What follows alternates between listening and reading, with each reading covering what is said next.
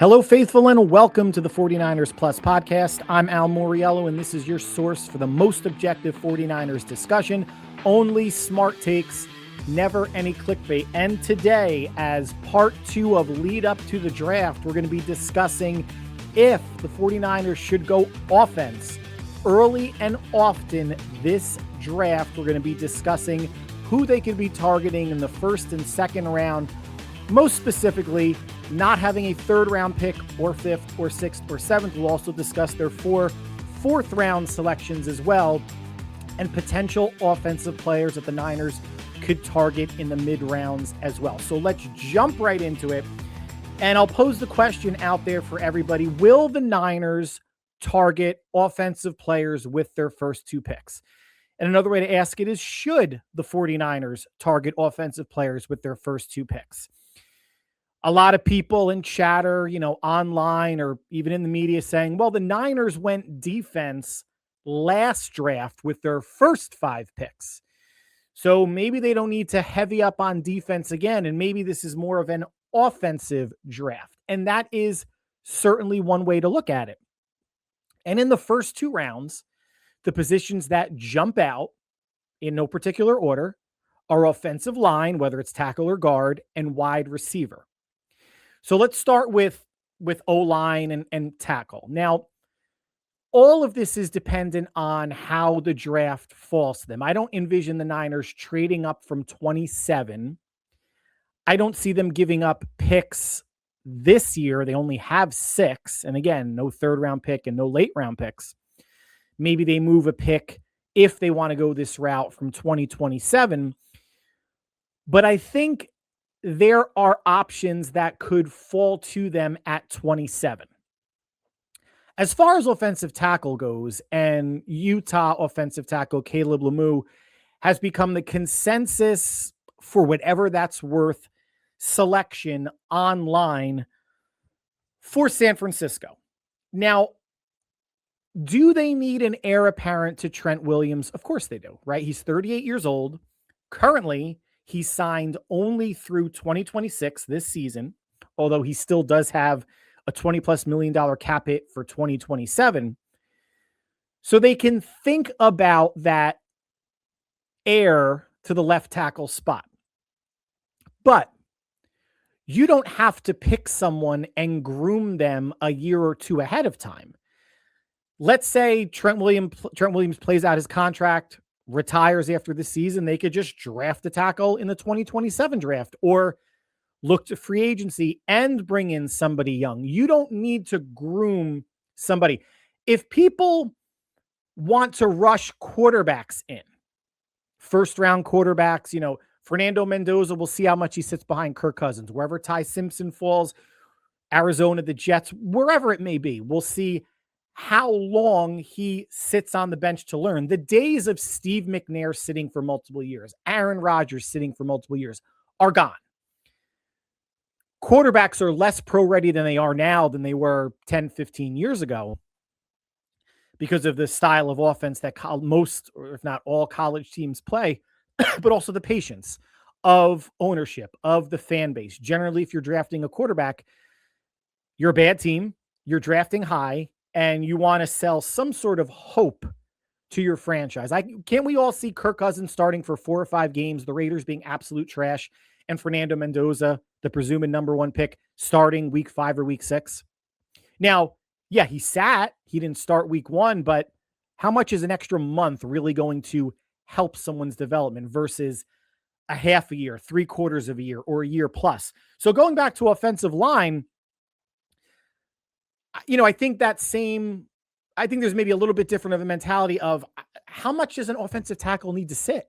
You see it every year. Offensive linemen, offensive tackles are first round picks, second round picks, maybe even a bit later, and put into the starting lineup. You don't have to be so cautious and need to groom. And the way that the Niners are tracking right now, right? Still have Trent Williams, you still have Colton McKivitz, and they brought Vidarian Lowe in from the Patriots on a 2-year, $11-12 million deal as the swing tackle, essentially the first backup. And for whatever it's worth, they have Austin Pleasance as essentially now the backup right tackle. And they brought Robert Jones in to compete at left guard. there's going to be an offensive tackle that's going to fall to them, right? I highly doubt all tackles that are projected to go in the top 35 picks are going to be gone. So that's one discussion. As far as offensive guard goes, we know left guard is one of the major holes on the roster, in addition to defensive end and free safety. I don't think there's value in drafting an offensive guard even this late in the first round. Second round, maybe. Fourth round, definitely. But maybe they draft someone, if they draft an offensive tackle, that can kick into guard until Trent Williams retires and then move out to left tackle. And some of those options who may be there, they might not. Caden Proctor out of Alabama, big offensive tackle prospect, 330 plus, 6'5", not the fleetest of foot. I'm sure he would have to take the Aaron Banks route of transforming his body a little bit to be a bit fleeter of foot, if that's even possible, to play more of the outside zone that Shanahan likes to run in the running game. You have Caleb Lemieux from Utah. Again, that consensus pick for whatever that's worth, which is generally nothing. Blake Miller from Clemson and Mac Ihanichak, if I said that right, I probably said it wrong, from Arizona State. Players that can start their career at guard or compete at guard and move to left tackle. Now, just for shits and giggles, the guards that could be available, and I'm going to absolutely butcher it. So we're just going to go with Olivia Vega, Ianon from Penn State. Butchered it, sorry. He could be there. So could Chase Bizontis from Texas A&M. And I think he is from New Jersey, which I am, for whatever that's worth. Now you know that.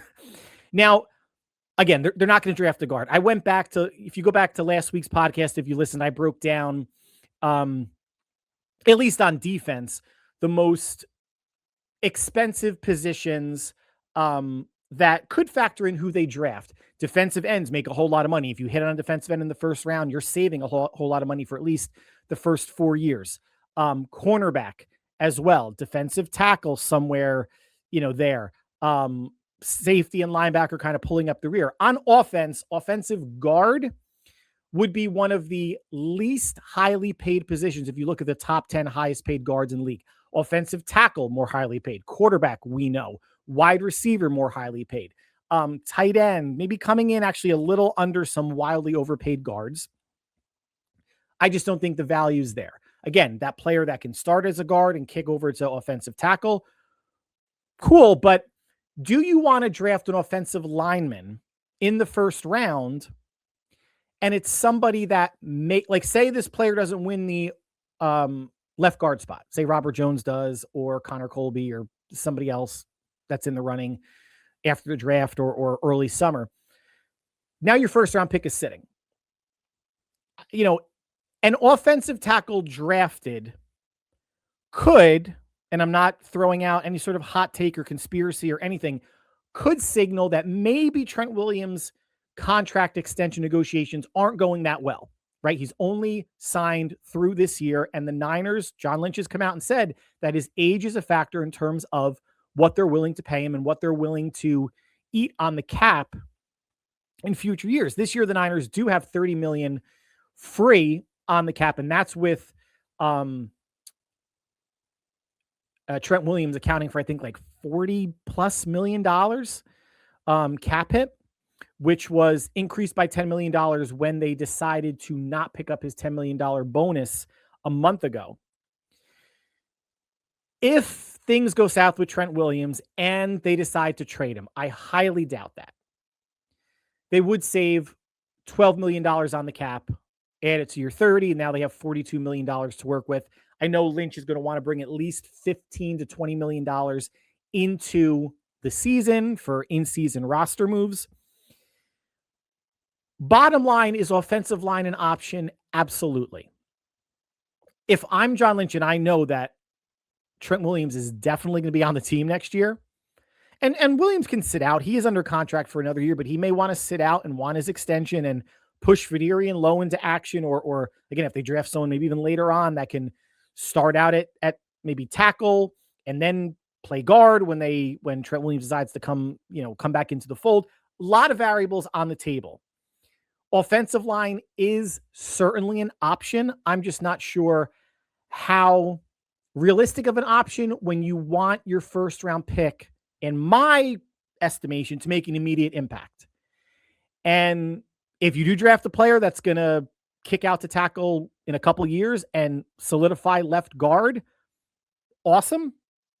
But I do know there's a gaping hole, if not more than one hole, at defensive end that might be the better investment. Depends on how the draft board falls. Now, wide receiver potentially in the first round. I can see this either way, right?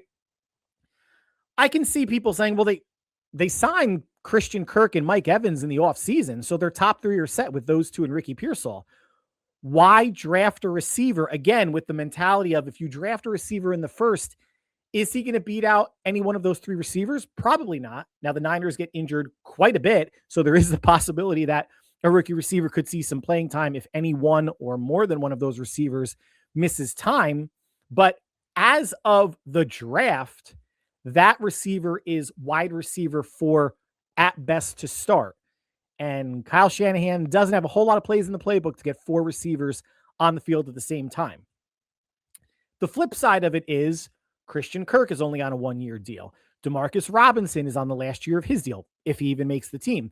And Mike Evans could be a 1-year rental if he doesn't have anything left in the tank. And if those 3 scenarios play out, then in 2027, the Niners are left with Ricky Pearsall, Jacob Cowing, and Jordan Watkins. Not to say they couldn't address wide receiver in next year's free agency and the draft in the 2027 draft. But you could bring another wide receiver into the fold, have them contribute in a specific way this year, get them more groomed and more seasoned to take on a bigger role in 2027 when Robinson and Kirk will probably be gone, and Mike Evans, who knows?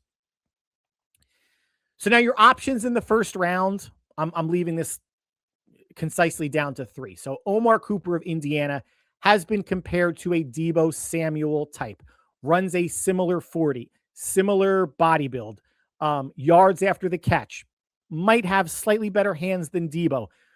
Not a plug-and-play starter. Again, the top 3 are set, but someone that can contribute, whether Kyle's going to do the bubble screens, the handoffs, the reverses, the Deebo-esque plays that have disappeared since Deebo hasn't been here. And again, I've been saying for a while, just because Deebo's not here doesn't mean the Deebo plays go away. You can't tell me that other receivers on this roster can't run jet sweeps or bubble screens or reverses, whatever it may be. Maybe Omar Cooper is better than whoever's on the roster doing that, but Cooper being an option. Casey Concepcion of Texas A&M, an analytical darling in terms of his speed, his agility, his combine and testing numbers, doesn't have huge arms, could fill in at punt return because right now it's between Junior Bergen and Jacob Cowing. So Concepcion could see the field as a punt returner, not a huge blocker. So I really wonder, would Kyle be taking a receiver in the first round like Concepcion, who is, I don't say he's a willing blocker, but right now not a great blocker. Omar Cooper, better. But Concepcion has been on the draft board in that mid to low 20s range as an option. And lastly, Denzel Boston from Washington, by far the biggest receiver, 6'4", good straight line speed, minuscule drop percentage, better blocker than Concepcion, maybe right up there with Omar Cooper. Indiana played a really physical brand of football on their way to the national championship this past season. And a player that could model his game after Mike Evans, considering that they have the same body type and size. And again, the grooming, and you have another player that's big catch radius, long arms, that can help out in the red zone for scoring, for jump ball situations, for getting 6 instead of settling for 3. So those are the 3 wide receiver options. And again, I can see both sides of it because I've just laid it out. I can see why a receiver makes sense, and I can see why not drafting a receiver in the first, but maybe later also makes sense, because again, with that same mentality as an offensive tackle, you're drafting a first round player who potentially may not see the field much the rookie year. And this is not a team that has luxuries or can make luxury picks like they potentially have in the past. A first-round pick, especially not having one for so long due to the Trey Lance trade, should be an impact player year one. And lastly, in terms of skill position, if tight end Kenyon Sadiq of Oregon falls to 27, although he won't, if for some reason he falls, you do not draft him. You do not draft a tight end in the first round. Yes, Kittle is coming off of the torn Achilles, and I doubt or I don't think he'll be ready for week one. Kittle, they gave an extension to. In this offseason, they gave an extension 2 years to Jake Tonjes, and they do have Luke Farrell making a fair amount of money as well. How much money and resources do you want to tie into a tight end? And Kenyon Sneak would be a better receiving option than Tonjes and definitely Luke Farrell, but I would not spend a premium pick on a position where you have an all-pro coming back, let's say the beginning of October, and they can make do. They still have Braden Willis on the team. He might be your third tight end for the month of September. They could still draft a tight end, say in the 4th round, or an undrafted rookie free agent catches their eye and catches on and is tight end 3 to start the season until Kittle comes back and maybe that player stays on the roster or gets released, practice squad, whatever it might be. But you do not, if you're San Francisco, and anybody out there saying otherwise is wrong. You do not spend a first-round pick on a tight end. Now let's move into the second round. So same exercise, offensive lineman and wide receiver. Those would be the only positions I would address in the first 2 rounds. So at O-lineman, let's start with tackles. You have Caleb Tiernan from Northwestern. You have Demetrius Crownover, Texas A&M. Now you can move to some, and also Austin Barber from Florida, Now some pure guards. Keelan Rutledge from Georgia Tech could be there, and Jennings Dunker with the ridiculous mullet from Iowa could be there as well. Now, if you're drafting in the second round, again, that versatility of can a tackle play guard and then play tackle in a couple years is valuable.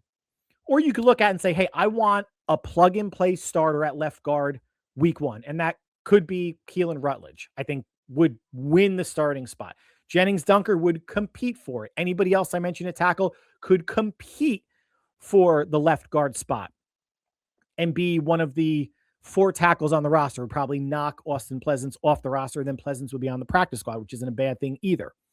So offensive line, specifically, say a pure guard, is on the table in the second round, as is a wide receiver. And now who are you looking at in the second round? If Jeremy Bernard from Alabama is there, can play at all 3 levels, can accelerate, good hands, willing blocker, and pretty decent blocker, shifty, agile, fluid.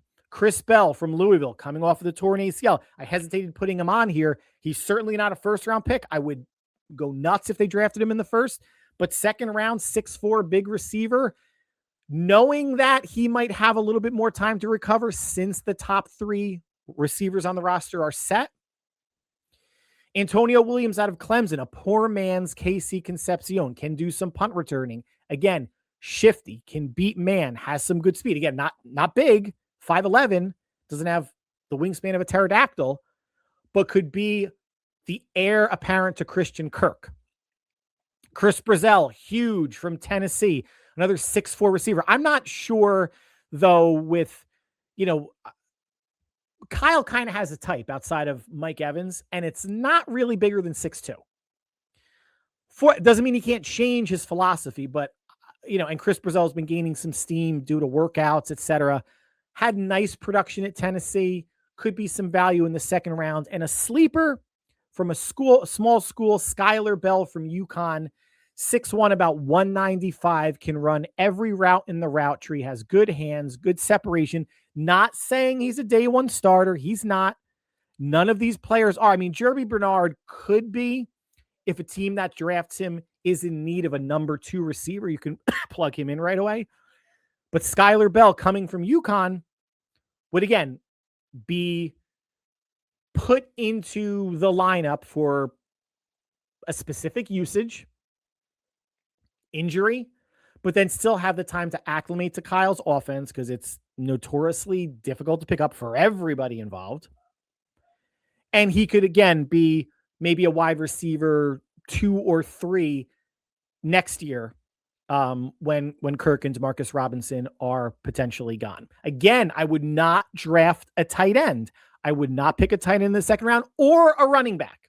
Yes, we've heard Kyle Shanahan say Christian McCaffrey needs help. He's said that the past couple of years. Something happened to Isaac Guerendo, who had a better than expected rookie year, to completely fall out of favor in the offseason for the Niners to trade for Brian Robinson from the Commanders, who is now with, I believe, the Falcons. Drafting a running back means you have another young running back behind McCaffrey, where there's also Jordan James, who basically redshirted. It'll be his second year, and Isaac Guerendo in his third year. So then you have 3 young running backs behind McCaffrey. I can't imagine a world where Shanahan wants to do that. I think, and especially the second round is way too rich. I mean, I should have led with that. Way too rich. I don't care who's there, one of the backs from Penn State or Notre Dame or anybody else that people like. No to the second round. I think Kyle's going to wait. I think they are going to bring, the only other veteran on the roster is Patrick Taylor, and he's just a guy. But they can wait after the draft, late spring, early summer. Najee Harris, when he's more healed from his Achilles tear. Antonio Gibson, feels like he's been around forever. Going to be 28 years old when the season starts. Bigger back, can play power back. Good pass protector, can receive out of the backfield. Alexander Madison, long time with the Vikings. I forget where he was last year. And even Miles Sanders with the Eagles, the Panthers, Dallas last year. Not a tremendous receiver, but a veteran and savvy running back behind Christian McCaffrey. I think Jordan James should get a fair look. I think Isaac Guerendo should get a fair look. And I think Patrick Taylor is nothing more than running back 4. And who knows what Shanahan could pull out of the hat as an undrafted rookie free agent. Now, the days of Matt Breida and Jeff Wilson, Eli Mitchell in the 6th round are kind of long gone. They haven't really done that to much effect recently. But it doesn't mean they can't find somebody that slipped through the cracks, because a lot of teams think running backs are a dime a dozen. And the Shanahan family, Kyle and Mike, have shown that they kind of are, except when you have a unicorn like Christian McCaffrey, then Kyle runs him into the ground. They need to protect against that, but not in the second round. Now in the 4th, again, no 3rd round pick. I'm not projecting a trade or anything like that, and no picks in the 5th, 6th, or 7th. 4 in the 4th. And if the Niners keep all 4 4th round picks, they can find starters and at the very least good depth. Now let's go again. It's offensive line and receiver initially. So you can have, again, a tackle to guard convert like Cage Casey from Boise. And he's another one that could be 4th round, if you want to say plug and play starter, week 1, he'll compete, but he has that ability to maybe take over for Trent Williams down the line. More of a traditional guard. Bo Stevens from Iowa, another Iowa guard minus the mullet of Jennings Dunker. Billy Schrauth out of Notre Dame. Played a lot of left guard in Notre Dame, and a sleeper that the more I read about and more that I watch, the versatility component I think would be very intriguing. Fabichi Nwayu of Oklahoma played all 3 interior spots, so he can compete at left guard to start. It's the last year of Jake Brendel's contract at center. You have Brett Toth, who they signed from the Eagles as right now the backup center, but they're both on 1-year deals. And obviously this is year 3 for their 3rd-year player at right guard out of Kansas, Dominic Pooney. I was blanking on his name. I apologize. But you have someone there that provides instant depth versatility year 1 and could compete for a starting spot at left guard or center year 2. Fabichi Nwayu out of Oklahoma as a sleeper candidate. And now a couple other players. I don't know why I grouped these separately. A tackle to guard convert, Kagan Trost out of Missouri, potential there, and J.C. Davis out of Illinois, big tackle. Might not have, he's got the long arms and the big body type, but might not have the foot speed to stick at left tackle.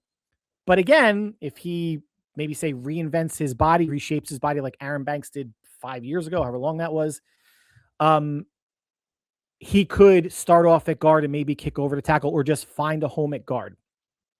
And receivers, if we want to stick to the big body type, Malachi Fields out of Notre Dame, good hands, not a tremendous route runner, decent speed, not total quick twitch as some of the other smaller players, but that's kind of the give and take you get when you go from 5'11" and 6 foot to 6'4". It's just physics. The bigger you are, the slower you move.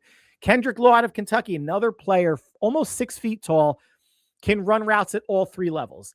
Not a burner, but fast. Good hands, good route runner. Would be an interesting, again, say, heir apparent to Christian Kirk for 2027, but getting some playing time in 2026. Malik Benson out of Oregon, 6'1", 195, speed player. Good hands, not a huge frame, not as good of a blocker as Kendrick Law, and certainly not as good of a blocker as Malachi Fields. Feels like another Danny Gray player.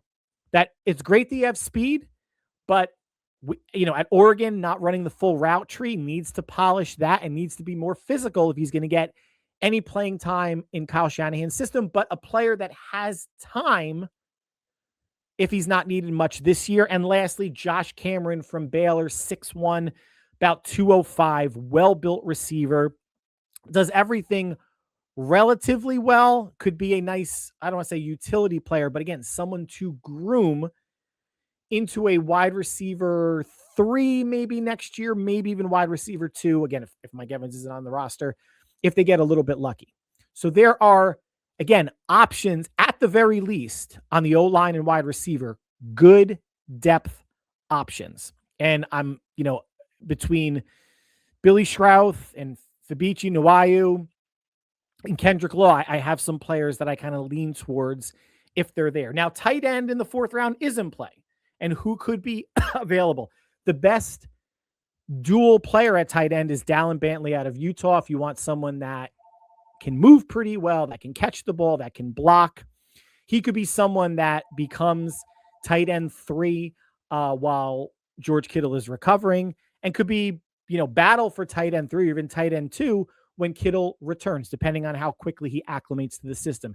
Sam Rouge from Stanford, a player I liked 2 months ago that's gained popularity, not fast, runs a 4.7 40, strong blocker, good hands, basically another Jake Tonjes, but a better blocker because Tonjes runs in the 4.7s as well. He's not going to, threaten anybody deep vertically, but a decently well-rounded tight end. Same for Eli Reardon from Notre Dame and Jack Andrews from tight end, but adds a little bit more speed than Sam Rouge does, but maybe not as powerful and steady of a blocker. And lastly, running back guys. Again, I'm not drafting one. 4 4th-round picks, I'm not drafting one. If the Niners, for a couple reasons, if the Niners stay with 6 picks, and we didn't talk anything about defense. I'm not a proponent of saying all 6 picks are going to be offense. That's not going to be the case. We know that free safety is a need. If they can fill it, we know defensive ends a need. They should be filling that early. You can look at defensive tackle. You can look at cornerback to get another one on the roster that's talented, of course, but under contract beyond this season.